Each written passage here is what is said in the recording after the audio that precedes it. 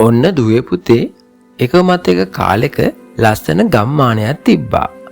ඒ ගමේ ජීවත් වුණා පොඩ්ඩා කියලා පුංචි පිරිමි ළමෙක්. එයාගේ අම්මා මිය ගිහින් නිසා එයා ජීවත් වුණේ එයාගේ තාත්තා එක්ක.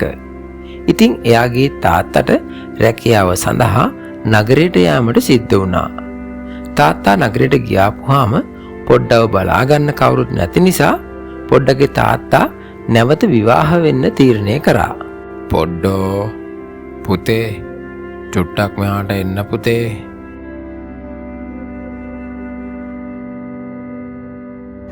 ඇයි තාත්තේ මට කතා කළේ? පුතේ මට දැන් රස්සාව කරන්න ලබන මාසේ ඉඳන් නගරයට යන්න වෙලා තියෙනවා. ඉතින් මම රස්සාවට ගියාම ඔයා බලාගන්න කවුරුත් නැති හින්දා මම තීරණය කරා පුංචි අම්මා කෙනෙක් ගෙදරට එක්කගෙන එන්න. තාත්තේ ඒ පුංචි අම්මා අපේ අම්මා වගේම මට ආදරේ වෙයි නේද? ඔව් පුතේ එයා ඔයාට ඔයාගේම අම්මා වගේම ගොඩක් ආදරේ වෙයි. ඉතින් ඔන්න ඊට දවස් කීපයකට පස්සේ පොඩ්ඩගේ තාත්තා පුංචි අම්මා කෙනෙක් ගෙදරට එක්කගෙන ආවා. ඒ පුංචි අම්මට පොඩ්ඩගේම වයසේ දුවකුත් හිටියා. පුංචි අම්මා ගෙදරට ඇවිත් දවස් කීපයකට පස්සේ පොඩ්ඩගේ තාත්තට රස්සාව කරන්න නගරයට යන්න සිද්ධ වුණා. පොඩ්ඩ පුතේ මම ගිහින් එනකන් ඔයා පුංචි අම්මා කියන දේ අහගෙන පරිස්සමෙන් ඉන්න පුතේ. හා තාත්තේ මම පරිස්සමෙන් ඉන්නම්. තාත්තත් පරිස්සමෙන් යන්න. ඉතින් ඔන්න ඔහොම ටික දවසක් ගෙවිලා ගියා. පොඩ්ඩගේ තාත්තට නගරේ ගොඩක් වැඩ තිබ්බ හින්දා පොඩ්ඩ බලන්න ගෙදර එන්න උනේ මාස 3-4කට පස්සේ. ඉතින් මේ පුංචි පොඩ්ඩ හිතුවට පුංචි අම්මත් එයාගේ අම්මා වගේම එයාට ගොඩක් ආදරය කරයි කියලා ඒක එහෙම සිද්ධ වුණේ නැහැ.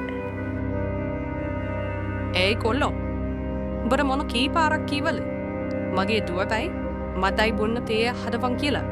උඹට සිංහල එම තේරෙන්නේ නැද්ද? පුංචි අම්මේ මම දැන් වලන් ටික හොදලා ඉවර වුණේ. කේතලේ රත් වෙලා තියෙන්නේ. මම ඉක්මනට තේ එකක් අරගෙන එන්නම්. අනේ මේ වැඩකාර කොල්ලෝ ගිහින් ඉක්මනට මට බොන්න තේ එකක් හදාගෙන එනවා. පොඩ්ඩගේ තාත්තා රස්සාවට ගියාට පස්සේ පොඩ්ඩට සිද්ධ උනේ පොඩ්ඩගේම ගෙදර වැඩකාරයෙක් වගේ ජීවත් වෙන්න. නපුරු පුංචි අම්මා පොඩ්ඩට කියලා ගෙදර වැඩ ඔක්කොම කරගත්තා. දුවේ සැසලී මෙන්න මම ඔයාගේ අරගෙන ආවා අලුත්ම පළතුරු ටිකක්. ඔයා ගොඩක් ආසෙන් පළතුරු කන්න. හා මෙන්න මේක ඔයා ස්වාලා බලමුකෝ. අනේ අම්මේ මම හරි ආසයි මේ පළතුරු වලට. හරිම රසයි ඒවා. පුංචි අම්මේ මමත් ගොඩක් ආසයි පළතුරු කන්න. මටත් එකක් දෙන්නකෝ. අනේ මේ පරයන් කොල්ල යන්න දිරින් අර කුෂ්ටියේ තියෙන වැඩක් කරපන්. මන්තම් ලේ දී පොඩ්ඩක් අඩු කරලා දාපන්. එනවම දෙන පළතුරු කන්න. මේ වෙලාවේ පොඩ්ඩට ගොඩාක් දුක හිතුණා. පොඩ්ඩට එයාගේ අම්මා මතක් වෙලා එයාගේ ඇස්වලට කඳුළුත් ආවා. අනේ මගේ අම්මා හිටියනම් මට කොයිතරම් ආදරේ වෙයිද? ඉතින් පොඩ්ඩට ගොඩාක් දුක හිතුන වෙලාවට පොඩ්ඩ කරන්නේ ගෙදර ගාව තියෙන ගඟ අයිනට ගිහිල්ලා ගඟ දිහා බලාගෙන ඔහේ කල්පනා කරන එක. ඉතින් පොඩ්ඩ එතනට වෙලා කල්පනා කර කර ඉන්න අතරතුරදී පොඩි ලස්සන කුරෙල්ලෙක් පොඩ්ඩට කතා කරා.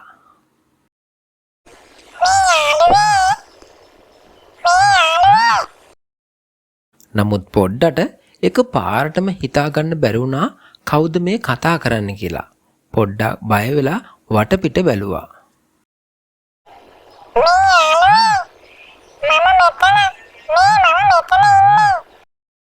චූටි කුරුල්ලෝ ඔයාට කතා කරන්නත් පුළුවන්ද?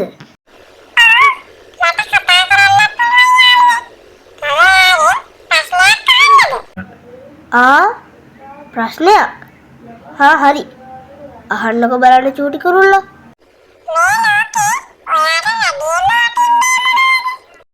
චූටි කුරුල්ලෝ මට මේ ලෝකේ වැඩියෙන්ම වටින්නේ අම්මගේ ආදරේ. ඔන්න ඉතින් ඒ වෙලාවේ අර කතා කරපු කුරුල්ලා එක පාරටම ලස්සන දෙවි කෙනෙක් බවට පත් වුණා. පොඩ්ඩ දැන්නම් හොඳටම බය වුණා. ඔය කවුද? අනේ මට කරදරයක් නම් කරන්න එපා. බය වෙන්න එපා දරුවා. මගෙන් ඔයාට කරදරයක් වෙන්නේ නෑ. මම තමයි මේ ගඟට අධිපති දෙවියන්. මම බලාගෙන හිටියේ හැමදාම ඔයා මේ ගඟ ගාවට ඇවිල්ලා ගොඩක් දුකෙන් ඉන්න එක. ඔයා හරිම හොඳ ළමයෙක් කියලා මට තේරුණා. මෙන්න මේක ඔයා තියාගන්න. මේ මැජික් යස්ටියෙන් ඔයාට ඔයා හිතන ඕන දෙයක් කරන්න පුළුවන් පුතා. එහෙම කියපු දේවතාවන් පොඩ්ඩට මැජික් යස්ටියක් දීලා එක පාරටම අතුරුදහන් වෙලා එතනින් යන්න ගියා. ඉතින් පොඩ්ඩ මැජික් යස්ටියත් අරගෙන ගෙදරට ආවා.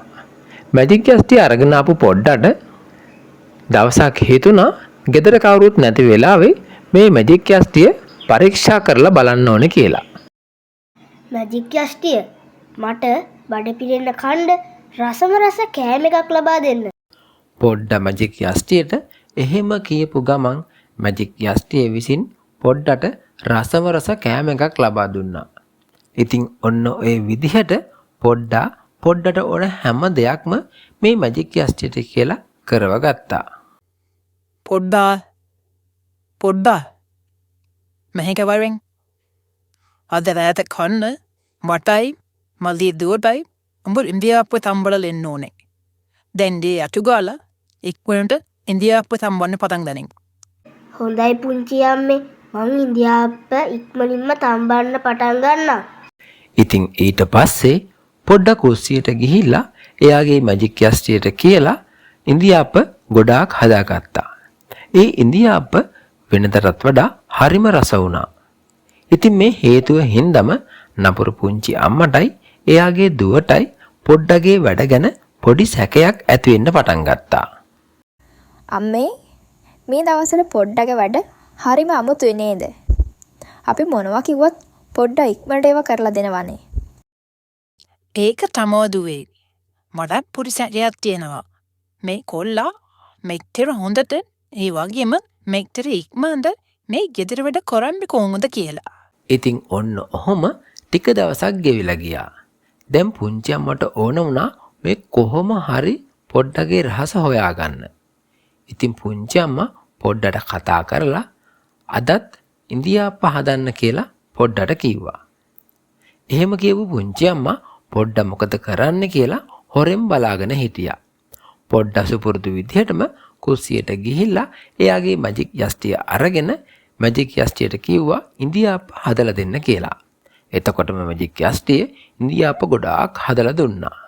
මේක හොරෙන් බලාගෙන හිටපු පුංචි අම්මට හරිම පුදුම හිතුණා. ඉතින් පුංචි අම්මා තීරණය කරා මේ පොඩ්ඩගේ මැජික් යස්ටිය කොහොම හරි හොරෙන් අරගන්න ඕන කියලා. පුංචි අම්මේ මම කැලේට ගිහිල්ලා දර ටිකක් හොයාගෙන එන්නම්. කුස්සියේ දර සේරම ටික ඉවර වෙලා. ඉතින් මේ නපුරු පුංචි අම්මා පොඩ්ඩක් ගෙදර නැති වෙලාවක් බලලා එයාගේ මැජික් යස්ටිය හොරකම් කරගත්තා. ඉතින් ඔන්න ඊට පස්සේ පුංචි අම්මගේ දුව සසලිත් ගෙදර ආවට පස්සේ එයා මේ විස්තර ටික එයාගේ දුවට කිව්වා. ඉතින් මේ සසලට ඕන වුණා ඒ මැජික් යස්ටියට කියලා එයාට ගොඩක් ලස්සන වෙන්න. අනේ අම්මේ මේ මැජික් යස්ටියට කියලා මාව ගොඩක් ලස්සන කරලා දෙන්නකෝ. හරි මද දූ පොඩ්ඩක් ඉන්නකෝ. මම මැජික් යස්ටියට කියලා මගේ දුව මේ ලෝකේ ඉන්න ලස්සනම ගැල්ලම තරන්න. ඉතින් අර නපුරු පුංචි අම්මා සසලිව ලස්සන කරන්න කියලා හිතාගෙන මැජික් යස්ටිය අරගෙන ඇවිල්ලා මැජික් යස්ටියට කිව්වා මගේ දුව සසලිව ගොඩාක් ලස්සන කරන්න කියලා. මැජික් යස්ටිය මගේ සසලි දුව මේ ලෝකේ ඉන්න ලස්සනම ගැල්ලම බවක පප්තරන්න. ඉතින් පුංචි අම්මා මැජික් යස්ටියට එහෙම කියපු ගමන්ම සසලි දුව එක පාරටම ගෙම්බෙක් බවට පත් වුණා. අනේ දෙරියනේ මගේ සසලට මොකද්ද මේ සිද්ධ වුනේ? එයා දැන් ගෙම්බෙක් වුණානේ. අමේ පුංචි අම්මට හරියට බය හිතුණා. නැවත කීප වතාවක්ම පුංචි අම්මා මැජික් යස්ටියට කිව්වා ආපහු හිටපු විදිහටම දුව පත් කරන්න කියලා. ඒත් මැජික් යස්ටිය මේ නපුරු පුංචි අම්මා කියන දේවල් ඇහුවේ නැහැ. පුංචි අම්මා ඉක්මනට ගිහිල්ලා මේ විස්තරේ පොඩ්ඩට කියලා පොඩ්ඩව එක්කගෙන ආවා. ඊට පස්සේ පොඩ්ඩා මැජික් යස්ටිය අරගෙන සසලි දුව ආපහු හිටපු විදිහටම පත් කරා. ඉතින් ඊට පස්සේ එදා ඉඳන් පුංචි අම්මයි සසලි පොඩ්ඩට කිසිම වෙනසක් කරේ නැහැ. පුංචි අම්මා පොඩ්ඩා එයාගේම දරුවෙක් වගේ හොඳින් ආදරෙන් රැක බලා ගත්තා. ඉතින් පොඩ්ඩත් එදා ඉඳන් ගොඩක් සන්තෝෂෙන් ජීවත් වුණා.